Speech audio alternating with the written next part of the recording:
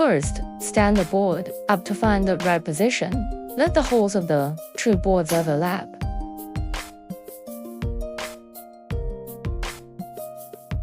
Put the screw in the inside and the nut on the outside. First, tighten the screw a little.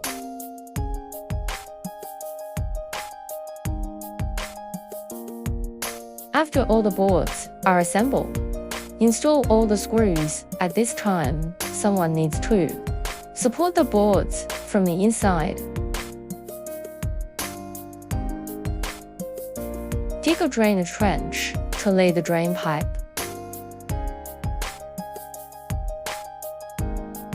Then connect to pipeline No. 110. After connecting, level the ground.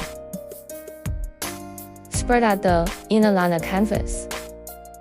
After the canvas is completely unfolded, flip it outward along the edge of the board.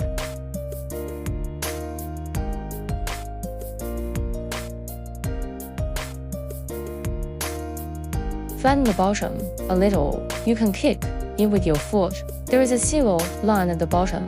Just kick this line to the edge of the pool. Cut the canvas along the inside of the fish toilet. After cutting open, use paper to wipe your clean inside. Then start applying the glass glue through the canvas. You can apply a bit more. The canvas also needs to be glued. Tighten all the screws. This completes the installation.